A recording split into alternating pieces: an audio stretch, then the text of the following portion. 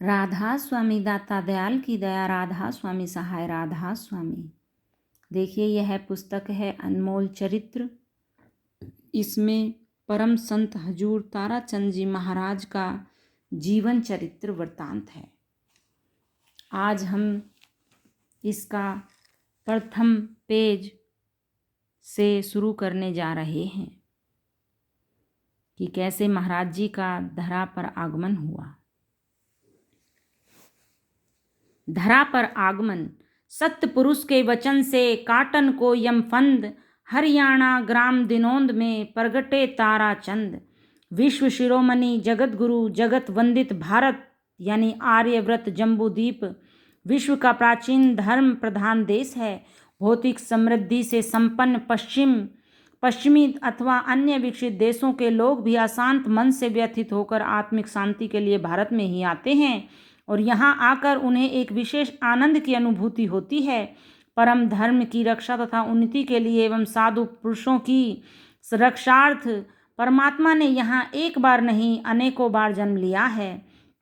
श्रीमद् भगवद गीता में भी भ्रमित अर्जुन को समझाते हुए भगवान श्री कृष्ण ने स्वयं यह कहा है कि यदा यदा ही धर्मस्य ग्लानिर्भवति भारतः अभ्युत्थानम् अधर्मस्य तदात्मानं सृजाम्यहम् परित्राणाय साधूनां विनाशाय च दुष्कृतां धर्म संस्थापनार्थाय संभवामि युगे युगे।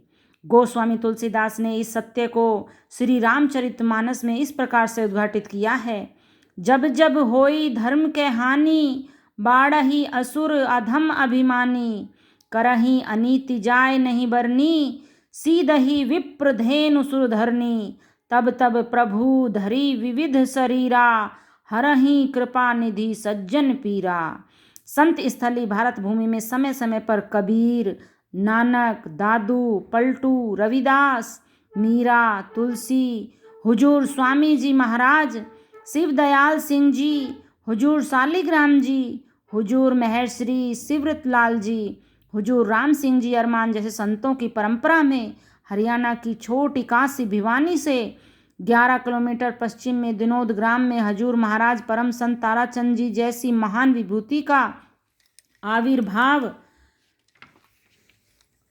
परमात्मा की उसी सदास्यता एवं महानता का जीवन परिणाम है। यह प्रदेश जो दूध दही के खान पान के लिए विश्व विख्यात रहा है, वहाँ ऐसी परम विभूति का जन्म लेना हरियाणा के लिए ही नहीं अपितु भारतवर्ष के लिए गौरव की बात है, क्योंकि इस संत ने संपूर्ण देश की सीमाओं को लांघकर विश्व बंधुत्व का संदेश देने तथा अकाल पुरुष की भक्ति दृढ़ाने के लिए अमेरिका, ब्रिटेन, कनाडा जैसे देशों को भी अपने आशीर्वचनों से परितृप्त किया है। वेद भूमि भारत में ऋषियों ने वेद ऋचाओं से जिस भूमि का नमन करते हुए अपनी साधना स्थली बनाकर जनजीवन को सुखी और समृद्ध बनाने के लिए सदा से ही कण कण में जिस चैतन्य शक्ति को निहारा था, वह सर्व प्यारा प्रदेश भी हरियाणा ही है। इन्हीं महानतम परम संत हजूर ताराचंद जी महाराज की जीवन लीला को उन्हीं के शब्दों में सबके समक्ष रखते हुए उस परम दिव्य चेतना को सत सत नमन है। राधा स्वामी। हरियाणा में ही जन्म लूंगा, यह महाराज जी ने कहा था। हरियाणा प्रांत में लघु काशी भिवानी नगर से 11 किलोमीटर पश्चिम दिशा में थार रेगिस्तान का योग नखलिस्तान से सदा शुभ ग्राम दिनोद में होता है। इस ग्राम का यह नाम दिनोदय यानी दिन प्लस उदय प्राचीन नाम से परिवर्तित होकर कालांतर में दिनोद ही रह गया। किसी त्रिकालदर्शी ग्राम संस्थापक ने हुजूर महाराज परम संत ताराचंद जी महाराज के आगामी शुभ जन्म और वंश के गौरव को अलिखित में पढ़कर गांव का यह नामकरण नियति नटी यानी परमात्मा के संकेत पर ही किया होगा। इसी ग्राम में विक्रम संमत 1982 में आश्विन यानी आसोज मास की अमावस्या तदनुसार 19 अगस्त 1925 को वर्षा ऋतु के अवसान तथा हेमंत ऋतु आगमन के योग पर सावनी पकने और साड़ी फसल की बिजाई के अवसर पर पितृपक्ष ऋण समाप्ति की शुभ घड़ी में जन्मजात तप पूत तथा महानतम सुरत शब्द योगियों में से एक का धराधाम पर शुभागमन रात व दिन के मणि कांचन योग की पवित्र बेला में परम भाग्यवान पिता चौधरी मूलाराम जी व उनकी गृह लक्ष्मी श्रीमती चावली देवी के आंचल में हुआ। होनहार बीरवान के होत चीकने पात की उक्ति को चरित्रार्थ करते हुए लीला पुरुष ने अवतीर्ण होकर अपने आगमन से पूर्व ही प्रकृति प्रदत्त शुभ कामनाओं का संदेश भरपूर तुष्टि पुष्टि तथा सस्य श्यामला साड़ी की फसल की परिणति हेतु आश्विन में पुनः वर्षा कराकर कर दिया था। मेरा भी कोई न कोई पूर्व जन्म का कर्म था कि मैं हरियाणा में पैदा हुआ। पंजाब के लोगों ने मेरे पास आकर यह बात कही कि ऐसा सत्संग तो पंजाब में कोई भी नहीं करता। यदि आप पंजाब में पैदा होते तो आपके सत्संग को देखकर सुनकर आपको लोग सोने के चंवर ढुलाते। मैंने कहा, मुझे उन चंवरों की ज़रूरत नहीं है, मुझे तो हरियाणा वालों की लाठियाँ खाने की ही ज़रूरत है और मैं ये खाता ही रहा हूँ। पर फिर ये भी बेचारे वापस आ जाएंगे, समझ जाएंगे, क्योंकि मेरा पूर्व जन्म का यह प्रण किया हुआ था कि किसी वक्त में हरियाणा में ही जन्म लूँगा। राधा स्वामी। धूल भरा हीरा।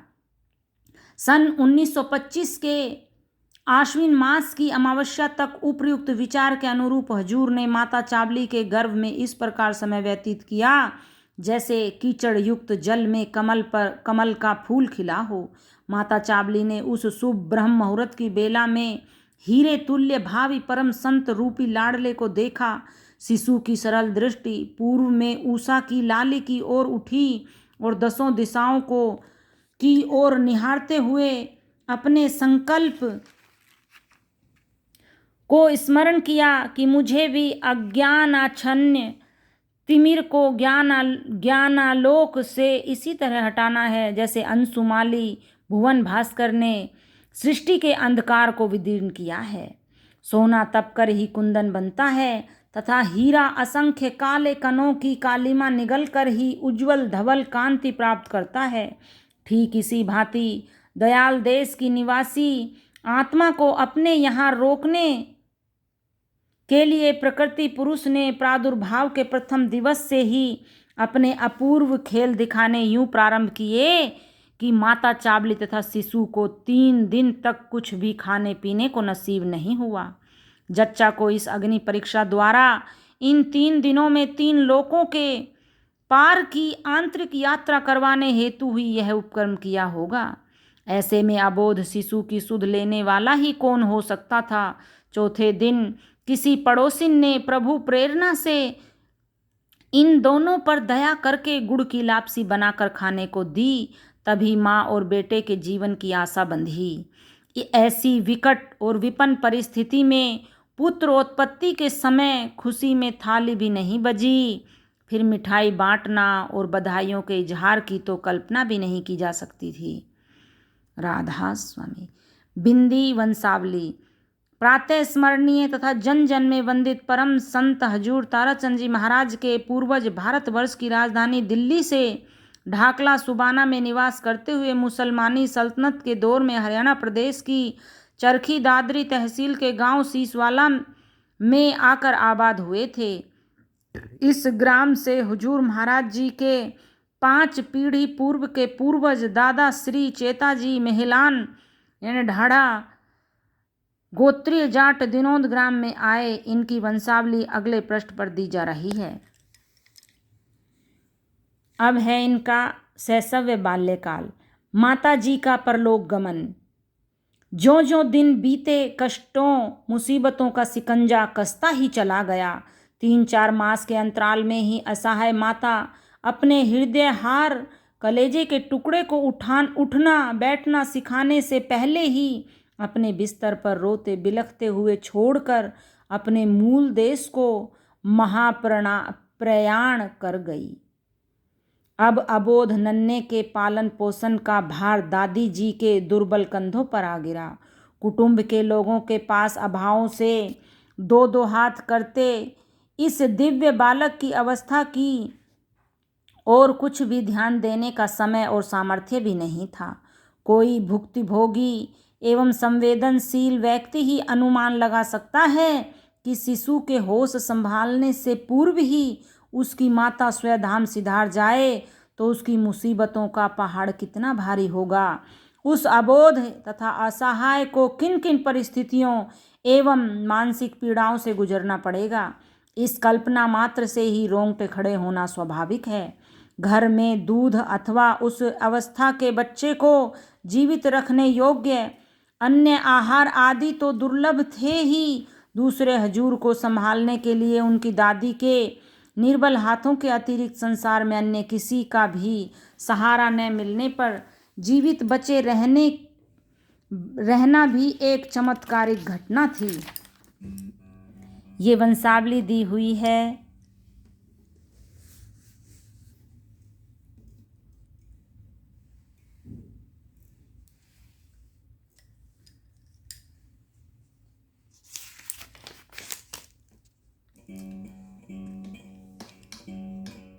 मैं निर्भाग हूँ, मैंने अपनी माँ की सेवा नहीं की, ये महाराज जी कह रहे हैं। हजूर महाराज जी अपनी माता की ममता से वंचित होकर जिस प्रकार पाले पोसे गए, अपनी उस व्यवस्था को वे आजीवन नहीं भूले। अपनी उसी वेदना को उन्होंने अपने सत्संगों में बारंबार दोहरा कर मातृ विहीनता के कष्ट को अभिव्यक्त किया है। साथ ही उन्होंने माता पिता की सेवा और नाम सुमरन से परमात्मा की प्राप्ति का सर्व सुलभ सुगम उपाय भी बता दिया। पर मेरी माँ कोई महात्मा थी, मेरे ऊपर मेरी माँ का ही असर है। वह पुत्र भागी है जो अपनी माँ की सेवा कर जाता है। मैं निर्भाग हूँ, मैंने अपनी माँ की सेवा नहीं की। ए सत्संगियों, अगर तुम अपना ऋण उतारना चाहते हो तो अपने माँ बाप की सेवा करके अपना ऋण उतार दो। परमात्मा तो तुम्हारे अंतर में है। कौन कहता है कि परमात्मा पहाड़ों, जंगलों, कंदराओं में मिलेगा, मंदिरों, मस्जिदों, गुरुद्वारों और चर्चों में मिलेगा? नहीं, परमात्मा तुम्हारे पास है। माँ बाप का ऋण उतार दिया तो वह परमात्मा दूर नहीं है। करनी के धनी तपह पूत हुजूर महाराज जी ने अपने जन्म के बाद अपनी माँ को 3 दिन तक कुछ भी खाने पीने को न मिलने की हृदय विदारक व्यथा को कभी नहीं भुलाया। अपनी जननी के सद्गुणों को याद करते हुए अपने जीवन को अच्छा बनाने का श्रेय उन्होंने अपनी माता जी के शुद्ध विचारों और सात्विक जीवन को दिया है। इसीलिए जब वे समर्थ हुए तब उन्होंने अभावग्रस्त माताओं को प्रसव के बाद आश्रम से घी, खांड, गेहूं आदि खाद्य सामग्री उदार हृदय से देने का संकल्प कर लिया था। यह उन्होंने सदा सर्वदा के लिए एक जीवित परिपाटी बनाकर रख छोड़ी है। मेरे पैदा होते ही मेरी माँ को 3 दिन तक रोटी भी नहीं मिली थी। आप क्या सोचते हो, 3 दिन तक प्रसूति में रोटी न मिले तो उस माँ का क्या हाल होगा? इसी कारण मैंने आश्रम में एक नियम बनाया है कि जिस किसी दुखियारी अथवा गरीब परिवार की महिला को कोई बच्चा हो और उसको खाने के लिए न मिले तो उसे आश्रम से 2 किलो घी, 5 किलो खांड या चीनी और 10 किलो गेहूं दे दो। मैंने यह नियम बना रखा है। राधा स्वामी। दादी का प्यार व उनसे शिक्षाएं। हजूर की दादी के पास अपना कहने को तो कुछ भी नहीं था। उनकी आयु अधिक होने के कारण और दुखों की अधिकता के कारण उनका शरीर पहले से ही जर्जर हो चुका था। दूसरे, घर की आर्थिक अवस्था दयनीय होने के कारण वह हजूर के लाड़ लड़ाने के लिए कुछ भी तो नहीं कर सकती थी। हाँ, उसका अपना दिल था जो प्यार और भक्ति भावना से भरा था। वैसे तो हजूर को इन्हीं की सबसे अधिक आवश्यकता थी। हुजूर ने जो जो होश संभाला उन्हें 2 प्रकार की वानियाँ सुनने को मिली। इनमें से एक की वाणी को दयाल ने बहुत मधुर बना दिया था, वहीं दूसरी वाणी को काल ने कहीं अधिक कर्कशता से परिपूर्ण कर दिया था। मधुर वाणी हजूर की ममतामयी दादी की थी। हजूर ने इन्हीं के संरक्षण में उठना बैठना, चलना फिरना तथा बोलना सीखा। दादी ने अपने प्रिय पौत्र की माता के स्थान को भरने का भरपूर प्रयत्न किया ताकि इस बच्चे को माँ का अभाव न खटके। जैसे भी बन सका दादी ने अपनी शक्ति से बाहर होकर बच्चे के खाने पीने का प्रबंध किया। वहीं वस्त्र आदि द्वारा गर्मी सर्दी से बचाकर हजूर का पालन पोषण किया। ज्यों ज्यों हजूर बड़े हुए त्यों त्यों अपनी दादी से प्यार और भक्ति की भावनाएं ग्रहण की और वहीं उन्होंने अपने पिताजी की कठोर वाणी की आज्ञा के अनुसार कार्य करने का प्रशिक्षण भी प्राप्त किया। जैसे कि पिता को अपनी पूरी जिम्मेदारी हजूर को संभलवा देने की बहुत जल्दी थी। उन्होंने हजूर को 4 वर्ष के होते ही खेत की राह दिखाकर हाथ में एक लाठी देकर उन्हें पशुओं को खेत में ले जाकर चराने का कार्यभार संभलवा दिया।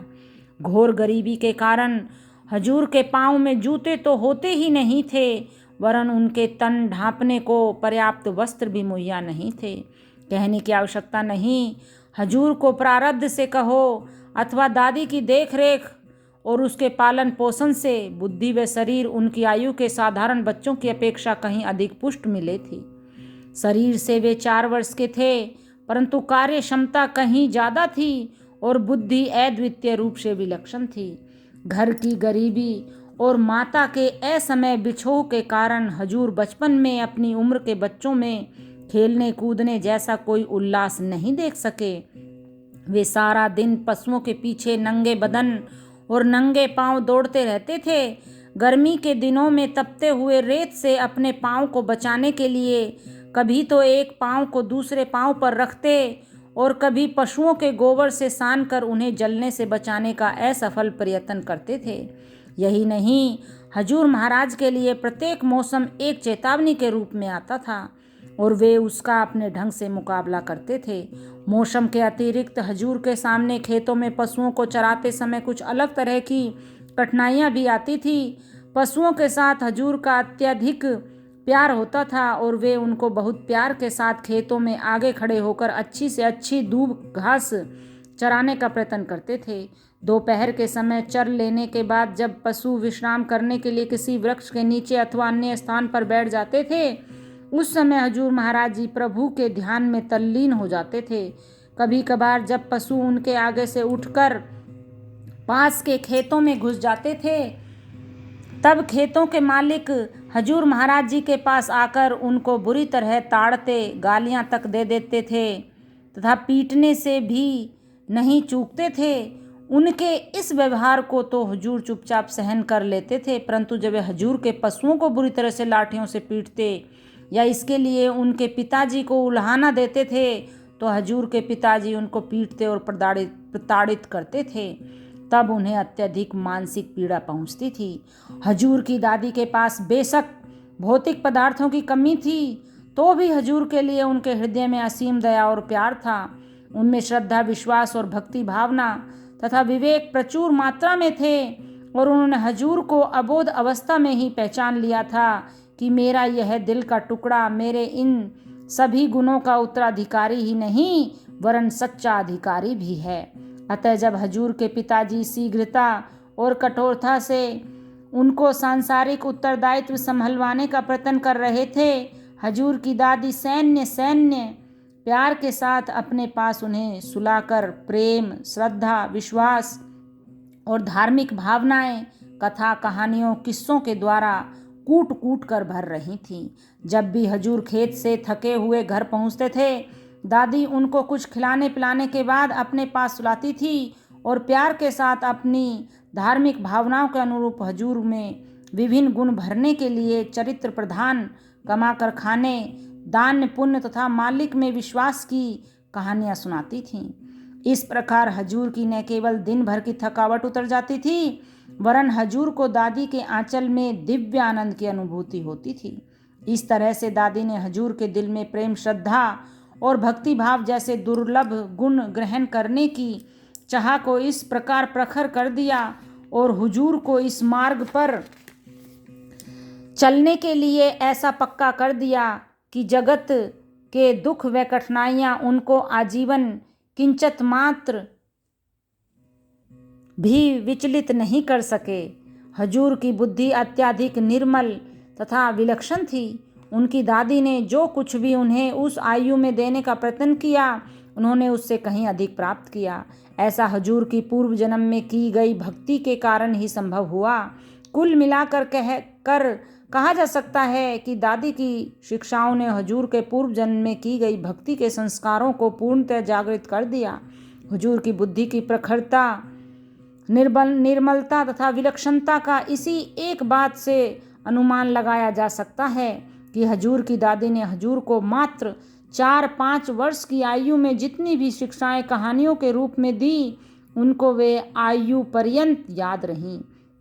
प्राय साधारण बच्चों को 4-5 वर्ष की आयु की बड़ी बड़ी घटनाएं तथा दुर्घटनाएं भी याद नहीं रहती हैं, परंतु हजूर महाराज जी दादी द्वारा पढ़ाए गए उन पाठों, उपदेशों तथा कहानियों को अपने सत्संगों में इस प्रकार सुनाते थे जैसे कि उनकी दादी ने वे उपदेश व कहानियाँ हजूर को अभी अभी सुनाए हों। संसार ने हजूर की इस विलक्षणता की ओर उनकी भक्ति परवान चढ़ने के बाद ही ध्यान दिया। इस प्रकार विलक्षण व प्रखर बुद्धि के बच्चे यदा कदा ही जन्म लेते हैं। विधि की विडंबना से दादी का स्नेह व सहारा भी हजूर को अधिक समय तक नहीं मिल पाया। यह बात स्पष्ट दिखती है कि वह कार्य जिसको साधारणतः माताएं किशोरावस्था तक नहीं कर पाती, हजूर की दादी ने उसे 4-5 वर्ष की अल्प अवधि में ही बहुत पक्के तौर पर कर दिया। उन्होंने हजूर के प्रारब्ध के संस्कारों को जागृत करने में एक महत्वपूर्ण भूमिका निभाई। दादी ने हुजूर को न केवल साकार भक्ति के मार्ग पर लगाया, बल्कि अपनी शिक्षाप्रद कहानियों द्वारा उनके लिए निराकार भक्ति और संत मत का मार्ग भी प्रशस्त कर दिया। दादी की शिक्षा थी कि उच्च चरित्र वाला बन, और जो मनुष्य कमा कर नहीं खाता है उसका भोजन रक्त और पीप से सने भोजन के समान घृणित है। जैसा कि पहले वर्णन हो चुका है कि हजूर की दादी अपनी शिक्षाओं को पक्की करने के लिए हजूर को विभिन्न प्रकार की कहानियाँ सुनाती थी। उनमें से ये कहानियाँ तो हर एक परमार्थी को हमेशा याद रखनी चाहिए। कहानी नंबर 1। मेरी एक दादी थी। उसने मुझे ऐसी शिक्षाएं दी थी कि वे शिक्षाएं आज भी मेरे दिमाग में बैठी हुई हैं। एक दिन मैंने उससे कहा कि दादी कहानी कह। उसने कहा, सुन। एक राजा था। उसने बुढ़ापे में शादी कर ली। यह कहानी मैंने अपने ही ऊपर घटाई है। तुम भी इसे अपने ऊपर घटाओ तो तिर जाओगे। राजा ने बुढ़ापे में शादी करवा ली। राजा तो किसी दूसरी जगह पर यानी बाहर घूमने चला गया। रानी छत पर खड़ी थी। उसने देखा कि राजा की सेना का सेनापति, जो कि सुंदर जवान था, सेना को लिए हुए जा रहा था। रानी ने अपनी बांदी से पूछा कि यह कौन है? बांदी ने कहा, यह सेनापति है। रानी ने उसे आज्ञा दी कि उसको बुलाकर लाओ। वह उसको बुलाकर लाई तो सेनापति ने आते ही कहा कि माताजी क्या बात है? रानी ने कहा, खबरदार है अगर माताजी शब्द कहा तो। राजा बूढ़ा है और तू जवान है, सो हम दोनों चौपड़ सार खेलेंगे। तुम इस बात को समझ लो। उसने कहा, ठीक है। वह बेचारा घबरा गया। उसने सोचा कि अब क्या करना चाहिए। जब उनको 15 मिनट बैठे हो गए, सार और चौपड़ खेलने से पहले ही राजा पहुंच गया। राजा ने दरवाजा खटखटाया। सेनापति ने धीरे से पूछा, कौन है? रानी ने कहा, राजा है। सेनापति ने कहा, अब आप मुझे छुपाओ। अब पाखाने का पतनाल नीचे गिरता था। उसके नीचे ही उसको खड़ा कर दिया। उसने कहा, यहाँ राजा बिल्कुल नहीं आएगा, यहाँ खड़ा हो जा, बाद में चले जाना। राजा आया तो उसने आते ही कहा, मुझे तो दस्त लगे हैं। राजा पाखाने में जाकर निपटता रहा। अब सेनापति की सभी रेशमी पोशाक पाखानों से बुरी तरह सन गई तथा बदबू व गंदगी से अलग परेशान। मौका मिलते ही सेनापति दौड़कर अपने घर पहुंचा। थोड़े ही दिन के बाद सेनापति फिर सेना में लौटकर आया। राजा को फिर कहीं बाहर जाना पड़ा। तब रानी ने उसको नौकर द्वारा फिर बुलवाया। रानी ने कहा, उस दिन तो राजा पहुंच गया था, पर आज जरूर ही चौपड़ सार खेलेंगे। तू भी जवान है और मैं भी जवान हूँ। सेनापति ने कहा, माता तू मेरी क्यों बेइज्जती करती है? उस दिन तो मैं केवल 15 मिनट ही तेरे पास बैठा था। तेरे और मेरे दोनों के ही गंदे विचार थे। उन 15 मिनट गंदे विचार रखने के कारण 1 घंटे का मुझे नर्क मिला था। अगर मैं और ज़्यादा तुम्हारे पास बैठ गया तो मैं तो बड़े भारी नर्क का अधिकारी हो जाऊंगा। ये बात मैंने उस दिन सुनी तो आगे मैंने यह नेम कर लिया कि मैं पूरी तरह से इस बात पर सोचूंगा। मुझे फिर महात्माओं का संग भी मिल गया। राधा स्वामी। कहानी नंबर 2। एक दिन फिर मैंने अपनी दादी से कहा, दादी कोई कहानी कहो। उसने कहानी कही कि बेटा, एक महात्मा था, उसके पास एक आदमी उसका चेला बनने के लिए चला गया। उसने महात्मा से कहा कि मुझे चेला बना लो। महात्मा ने कहा, तुझे चेला तो बना लूँगा, पहले यह तो बता कि तू चेला किस लिए बनता है। उसने कहा, चेला बनने से रोटी तो मिल ही जाएगी नहीं कि नहीं? महात्मा ने कहा, हाँ रोटी तो तुम्हें खूब मिलेगी, चाहे तू कहीं भी बैठ जाना। उसने कहा, मैं तो रोटियों के लिए ही चेला बनना चाहता हूँ। महात्मा ने कहा, तू चाहे कहीं भी जाकर बैठ जा, रोटी तुझे मिल ही जाएगी। उसका चेला बनकर वह गांव के बाहर बैठ गया। माई बाइयों में बड़ी श्रद्धा होती है। वे जाती और कहती कि बाबा बैठा है, उसको रोटी तो देकर आओ। वहाँ वह 5-4 दिन बैठा, उसे खूब रोटियाँ मिली। उसने सोचा कि यहाँ तो रोटियाँ मिलती हैं, मैं गांव से दूर कहीं बैठूंगा और देखूंगा कि रोटी मिलती है या नहीं। उसने अपने गुरु से कहा, यहाँ तो रोटी खूब मिलती है, क्या रोटियाँ जंगल में भी मिल जाएंगी? उसने कहा, मिल जाएंगी। वह जंगल में जाकर बैठ गया। अब भूख का टाइम हो गया। भूख के बारे में तो कबीर साहब ने कहा है, कबीर खुद्या कुकरी करे भजन में भंग, ताको टुकड़ा डाल के भजन करो निसंग। अब उनकी भूख ने तंग किया तो उसने खड़ा होकर इधर उधर देखना शुरू किया कि कोई रोटी भी लाता है या नहीं। इतनी ही देर में जो चने की मिश्रित 2 रोटियां और उनके ऊपर एक प्याज एक पंखे पर रखी हुई नहर में बहती आ गई। उसने देख लिया कि रोटी तो बहती हुई आ गई है। नहर के अंदर जाकर उसने रोटियां निकाल लीं और दोनों रोटियों को और प्याज को उसने खा लिया। दूसरे दिन उसी समय वे रोटियां उसी तरह से बहती हुई आईं, वे भी उसने खा ली। तीसरे दिन उसने सोचा कि इन रोटियों को भेजने वाला कौन है, उसको देखना चाहिए। वह देखने के लिए चल पड़ा। अब नहर के साथ ऊपर की तरफ चल दिया तो उसने आगे जाकर देखा कि एक पतिव्रता अपने पति को जो चने के आटे की मालिश कर रही थी। उसने उस स्त्री से पूछा, माई यह तू क्या कर रही है? उस स्त्री ने कहा, महाराज मेरे पति को कुष्ठ का रोग लग गया है और किसी ने मुझे यह बताया है कि जो चने का आटा नदी के किनारे इसे ले जाकर इसके शरीर पर मसल, उसकी पीप में जब आटा गीला हो जाए तो उसकी 2 रोटी बनाकर एक पंखे पर रखकर उन पर प्याज रखकर पानी में नहर के अंदर बहा दे। पहले दिन तो इसकी पीप में आटा बहुत जल्दी ही गीला हो गया था, कल भी गीला हो गया था, आज ये अभी तक गीला नहीं हुआ। जब यह अच्छी तरह गीला हो जाएगा तो आज तीसरे दिन भी इसकी रोटी बनाकर बहा दूंगी। आज इसका कोढ़ खत्म हो जाएगा। अब वह थू थू करता दौड़कर अपने गुरु के पास पहुंचा। उसके गुरु ने पूछा, क्या बात है, क्या रोटी नहीं मिली? उसने उत्तर दिया कि महाराज जी रोटी तो मिल गई है। महात्मा ने कहा, रोटी मिल गई तो फिर क्यों घबरा रहा है तू? क्या बात है? उसने कहा, रोटी तो मिली पर पीप की रोटियां मिली हैं। महात्मा ने कहा, बच्चू अगर भजन नहीं करेगा तो पीप की ही रोटियां मिलेंगी। इसी कारण से मैंने आज तक किसी का ऋण नहीं चढ़ाया। राधा स्वामी। आगे की कहानी फिर कहेंगे।